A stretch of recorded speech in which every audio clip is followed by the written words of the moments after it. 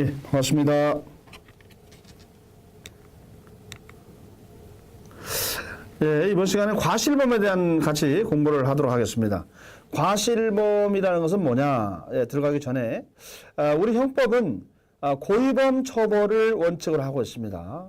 고의범은 인식 플러스 의사라고 그랬어요. 인식이란 말은 범죄를 자기가 저지르고 있다는 걸 인식하고 범죄하겠다는 의사가 필요하다는 얘기고요. 그런데 이제 과실범도 예의적으로 처벌합니다. 과실범의 경우는 처벌 규정이 있을 때만 예의적으로 처벌합니다. 다시 한번 형법은 고의범 처벌을 원칙으로 하고 과실범은 처벌 규정이 있을 때만 예의적으로 처벌한다는 개념을 잡으면 되겠어요. 그럼 과실이 뭐냐? 과실이란 말은 정상적 주의를 태만하는 것을 과실이라고 그래요. 정상적 주의를 태만함으로 인해서 범죄가 저질러진다. 과실로 범죄가 된다. 이런 것을 우리가 과실범이라고 하고 법에 규정이 있을 때에 한해서만 처벌합니다. 그러니까 과실범은 항상 처벌하는 게 아니에요. 절도야, 절도. 남의 물건을 훔쳤어. 그럼 고의적으로 훔쳤으면 절도죄가 됩니다. 그러나 내 물건인 줄 알고 가져왔어. 그럼 과실절도는 처벌하는 규정이 없기 때문에 무죄가 됩니다. 저희 그 누나는 눈이 나빠가지고 목욕탕만 가면 안경을 벗잖아요, 되게. 그러니까는 그 여자분들 뭐 백화점에서 주는 목욕 가방 있잖아요, 선물로 주는 것들. 똑같은 색깔이기 때문에 아무거나 가져와가지고 파출소에서 연락이 옵니다. 남의 물건 가져왔다고. 그래서 이걸 어떻게 할까 걱정을 하면서 저한테 전화 오는 경우가 있는데, 그건 과실절도이기 때문에 처벌 안 됩니다. 무죄가 되겠습니다. 자, 과실이란 말은 정상적 주의를 태만함으로 인해서 죄의 성립 요소를 인식하지 못하는 것을 우리가 과실이라고 하고, 그것이 범죄가 된다라고 하는 것은 거기에 대한 처벌 규정이 있는 내용이라는 얘기를 하고 있는 겁니다. 그럼 과실범 또 그런 거 뭐가 있을까요? 운전하시다가 사람을 실수로 치였습니다. 뭐 업무상 과실치상죄 이렇게 되잖아요. 실수로 해서 죽었습니다. 그러면 과실치사가 되잖아요. 이런 식으로 과실이란 말, 과실. 정상적 주의 태만입니다. 주의 위반, 부주의입니다. 부주의.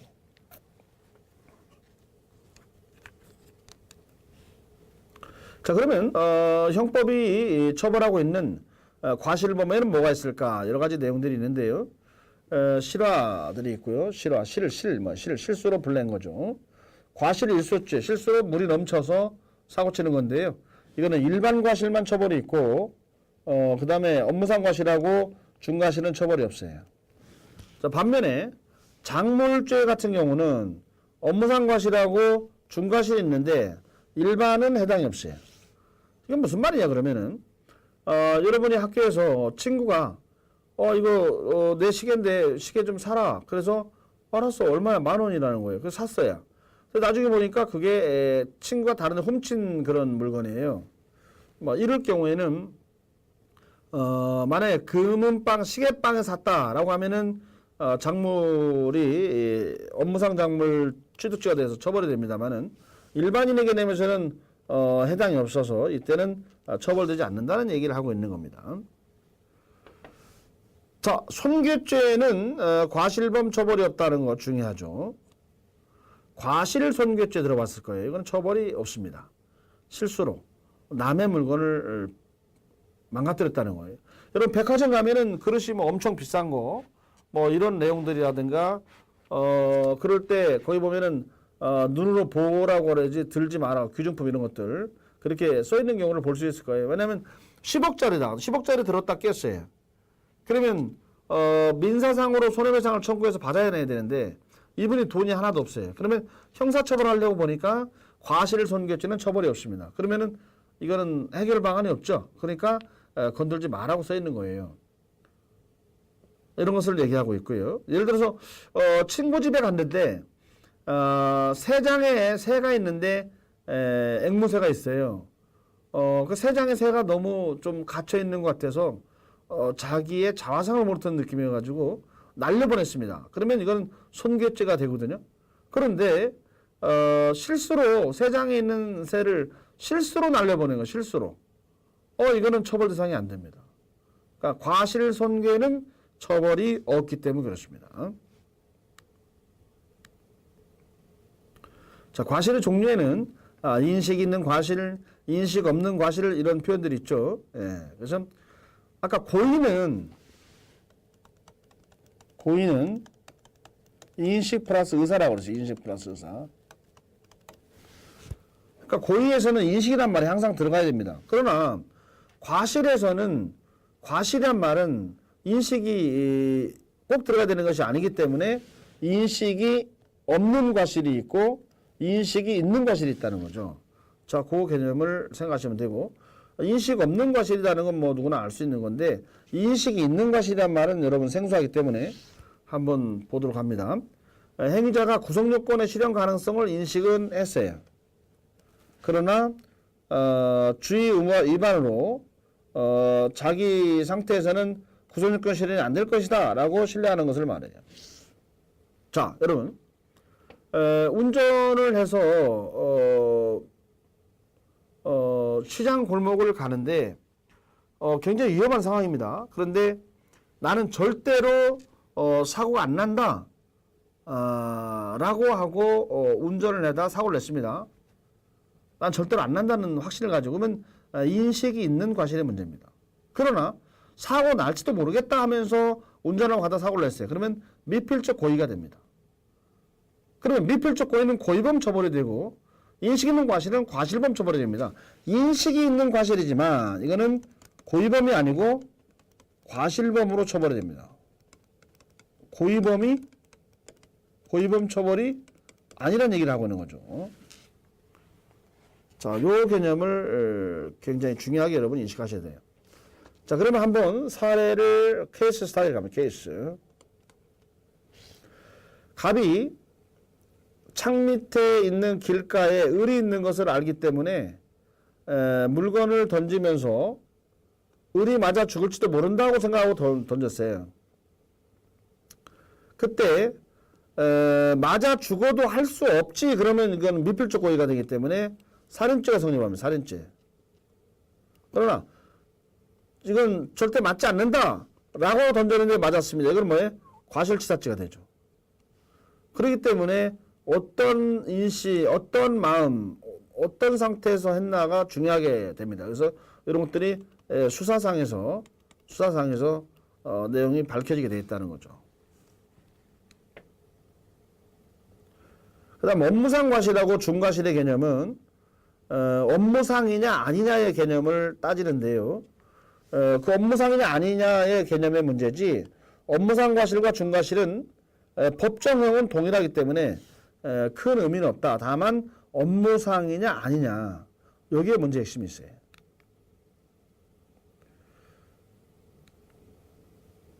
자, 그다음 과실범의 구성 요건의 문제입니다.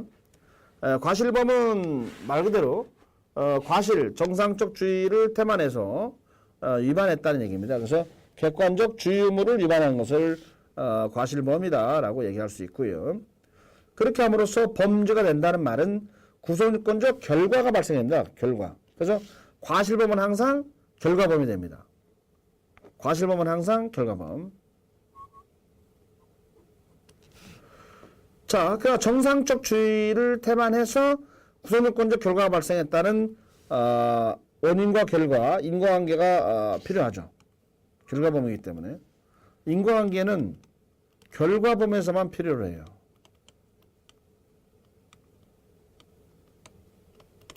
거듭범에서는 필요가 없어요. 그리고 정상적 주의를 태만해서 구성요건적 결과가 발생한다라고 했는데요. 그러한 결과가 예견 가능해야 됩니다. 예견 가능. 그래서 예견 가능성이 없을 때는 행자에게 객관적 귀속을 시킬 수가 없어요. 여기에 문제 핵심이 있어요. 자, 그 다음에 오늘날 사회는 굉장히 위험한 위험성 속에 살고 있습니다. 지하철도 그렇고 여기저기 공사하고 땅이 파져 있고 뭐 원자력부터 시작해서 뭐 한두 군데가 아닙니다. 그래서 길거리 가다가 뭐 땅이 푹 꽂히질 않는가, 다리가 부러지고 뭐 강 위에 있는 다리가 또 삼풍백화점 붕괴 건물 다 위험성이 있고 지하철 있는데 그 무너지고 예? 역세권 좋아할 일이 아니죠. 이렇게 굉장한 위험한 상황에 놓여 있어요. 그리고 우리가 위험한 그런 상황에 놓여 있다. 위험한 사회다. 이렇게 얘기할 수 있는데요. 근데 이 위험도 허용된 위험이라는 게 있습니다. 허용된 위험. 현대사회에서는 어쩔 수 없는 불가피한 그러한 상황들, 많은 차들이 다닙니다. 교통, 또 공장 운영, 원자력 발전소 운영 등등 이런 허용된 위험 속에서는 정말 그 안전을 위한 최선의 조치를 다했다라고 하면 이 사람들을 과실범으로 처벌하는 것이 불가능하다는 얘기입니다. 이런 거 우리가 허용된 위험 사회 속에 살고 있다. 이렇게 얘기할 수가 있어요. 자, 거기서 중요한 것이 신뢰 원칙이라는 겁니다. 여러분 운전하시다 보면 어떻습니까? 운전하다 보면 갑자기 뭐 횡단보도 아닌데 푹푹 튀어나옵니다. 푹푹 튀어나. 예. 그 행인들이 불법으로 막 횡단을 하시고 난립니다. 이것을 다 염두하면서 운전할 의무가 있느냐 이거예요. 그렇지가 않다는 겁니다. 신뢰 원칙은 상대방이 법을 지켜서 운전하고 보행한다 라는 걸 전제로 해서 운전하면 된다. 불법을 신뢰하는 게 아니고 적법하게 행동할 것이다 라는 것을 신뢰하면서 운전하면 된다는 겁니다. 그런 것들을 우리가 신뢰 원칙이다 이렇게 얘기를 할 수가 있어요. 그러면 신뢰 원칙이라는 것이 있게 되면은 아무래도 과실범으로 처벌되는 범위들이 축소되겠죠. 따라서 과실범 처벌을 제한하는 그러한 기능을 하는 것이 신뢰 원칙이다. 이렇게 또 얘기할 수가 있겠습니다. 운전을 하다 보면은 그런 상황들이 생길 수가 있습니다. 또 행인 또는 차가 갑자기 들어옵니다. 그랬을 때 불법으로 들어오는 것들까지 염두하면서 운전할 의무가 없다는 얘기를 하고 있는 겁니다. 자, 그런데 우리가 조심할 필요가 있어요. 자, 실제 인근에서 일어난 사건입니다. 우리가 지금 학교에서 쭉 내려가서 학교에서 내려가서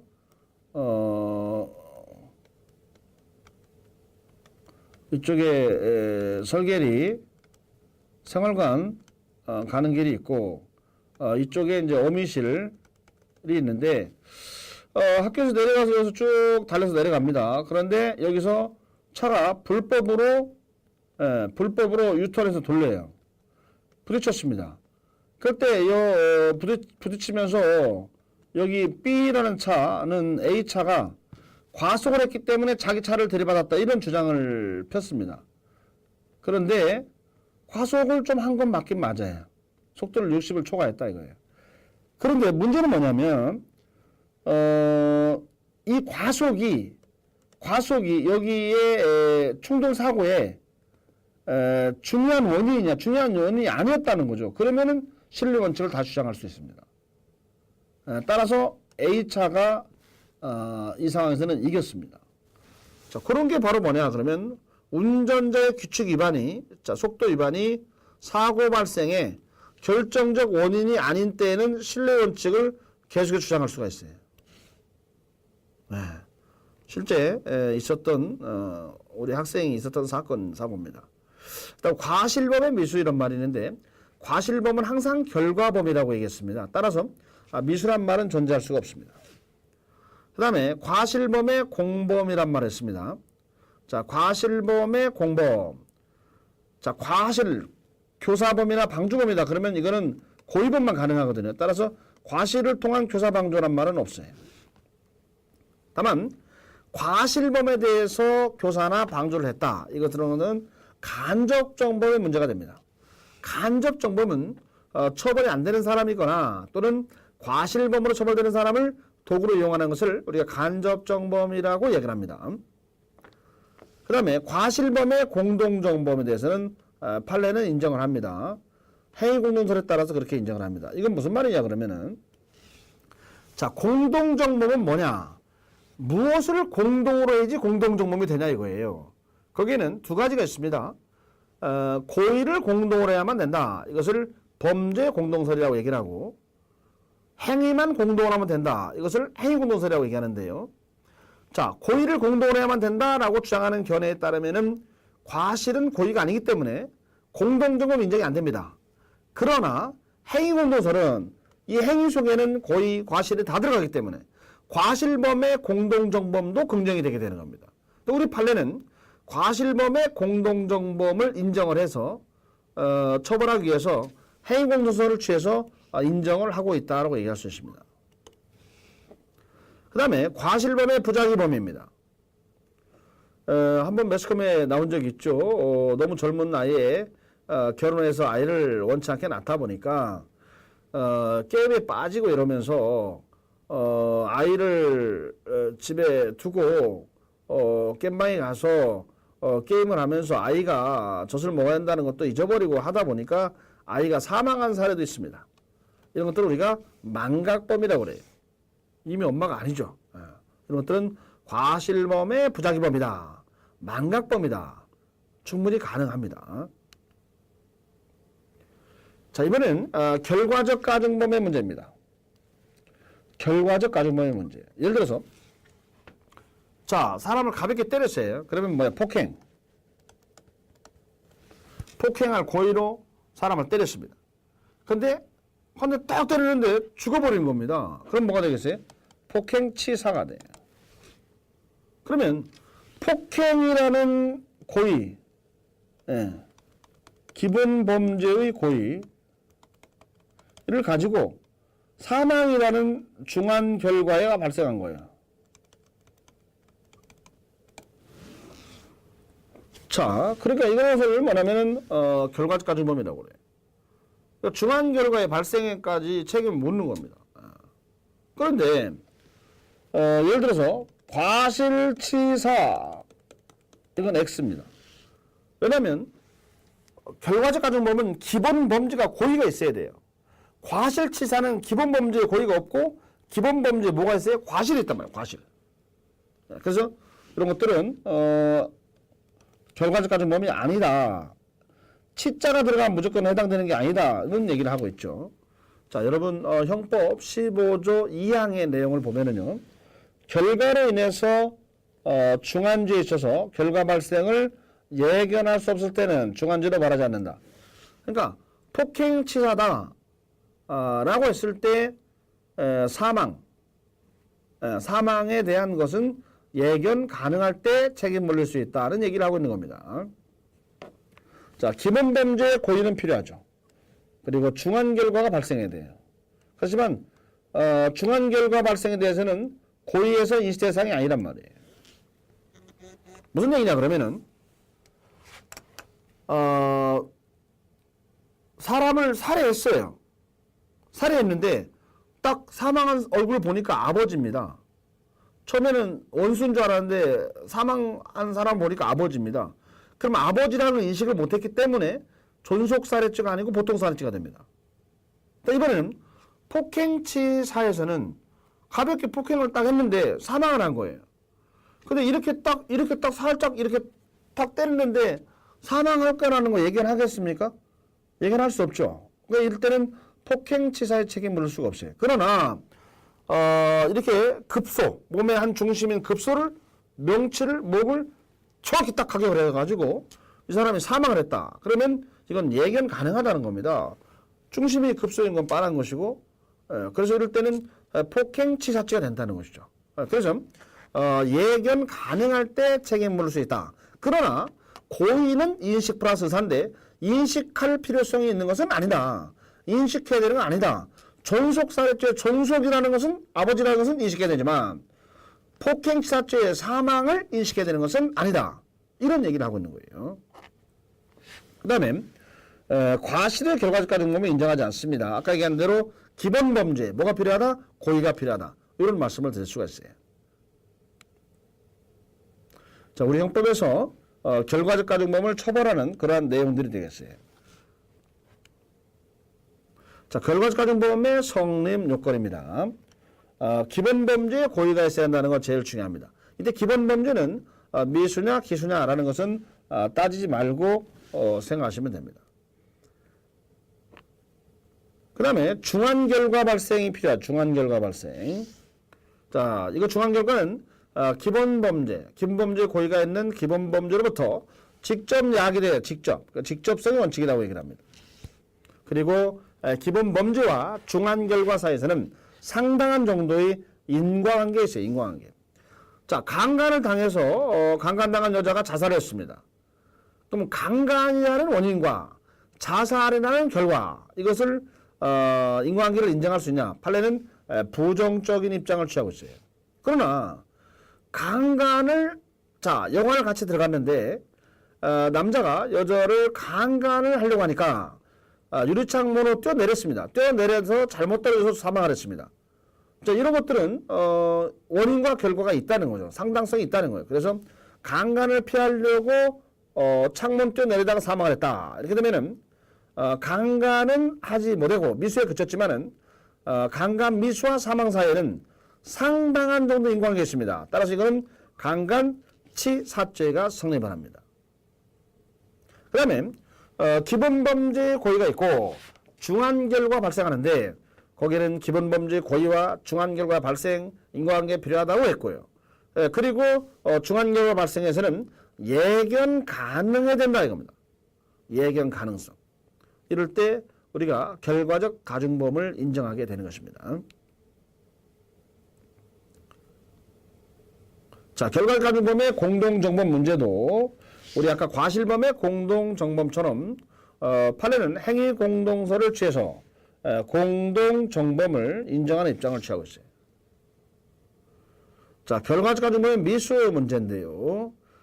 사실은 미수처벌 규정이 없는 게 맞는데 우리 형법은 예외적으로 미수처벌을 하고 있습니다. 그래서 현주 원조물 일수치상죄, 인질치상죄 이런 내용들을 처벌하고 있는 상황입니다.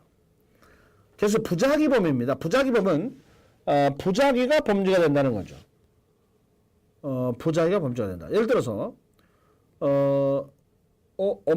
어머니는 자녀 미성년자인 자녀를 먹여 살 의무가 있습니다. 근데 아이한테 젖을 안 주고 아이를 굶어 죽게 합니다. 이거는 부작위한 살인죄가 됩니다. 그래서 부작위가 범죄가 되는 것을 부작위범이라고 합니다.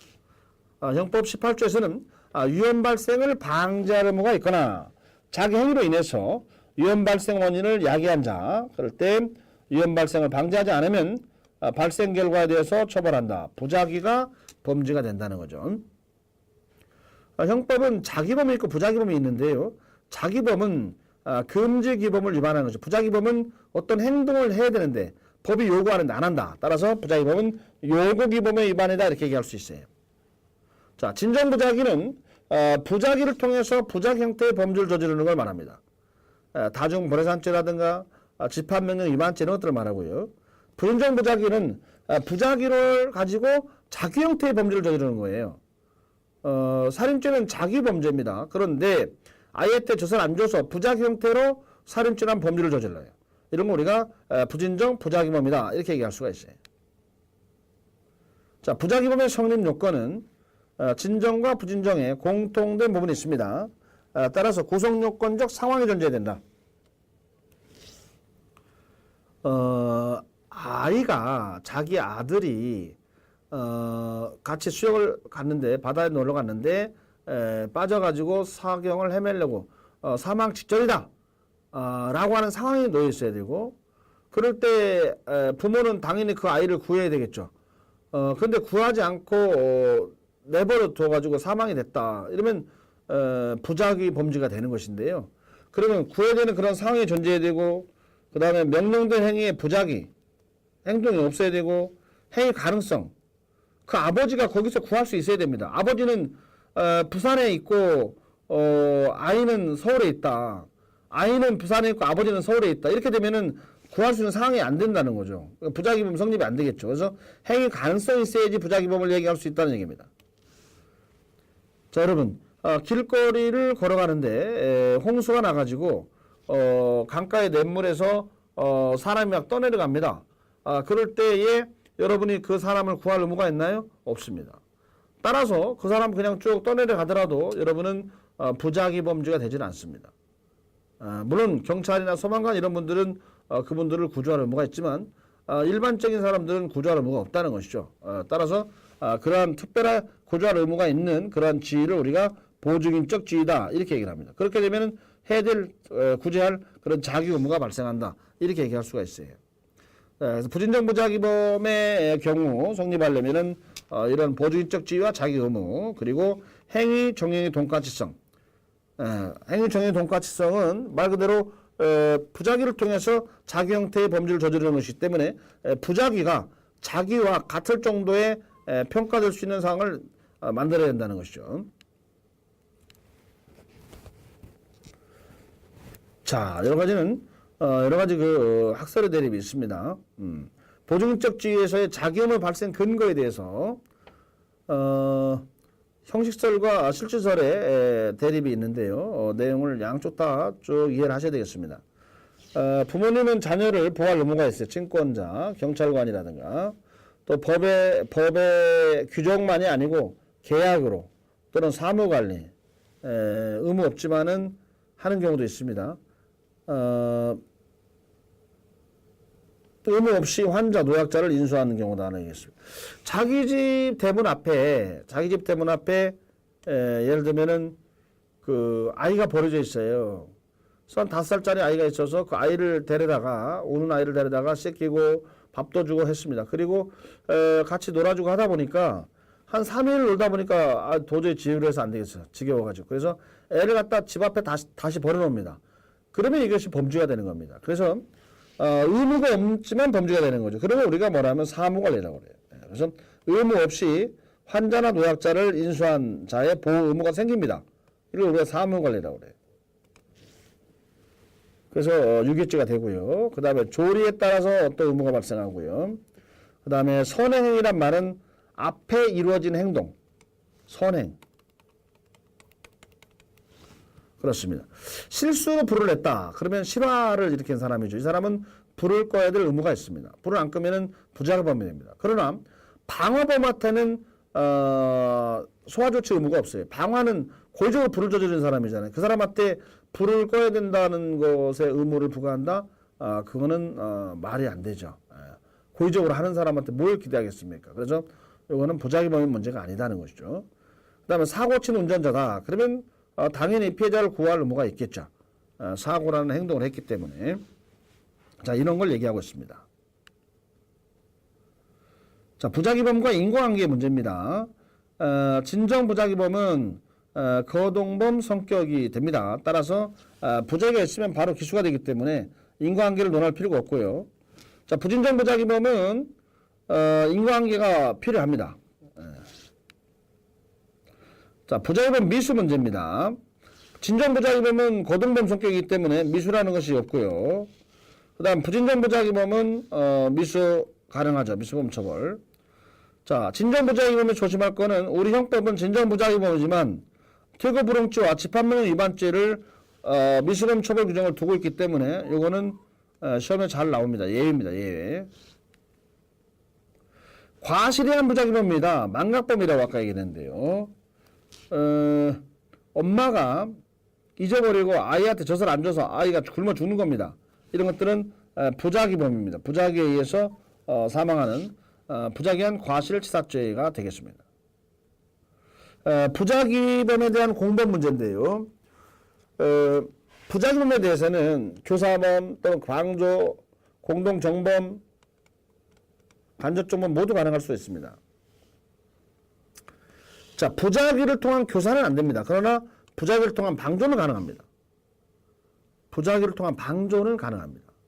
예를 들어서 저녁에 그 빌딩에 경비를 보고 있는데 절도범이 하나 들어옵니다. 근데 그 절도범이 자기 옛날에 군대 동기입니다. 그래서 모르는 채 해줍니다. 이것을 부작위한 방조범이 되죠. 자, 은행 지점장들이 부하 직원들이 배임 행위를 하는 걸 보고도 내버려 둡니다. 이거는 업무상 배임죄의 종범이 되겠죠. 그래서 부작위한 방조는 가능하다 이렇게 얘기할 수 있습니다. 이상해서 구성요건에 대한 이야기를 전반적으로 같이 공부를 했습니다. 고생하셨습니다.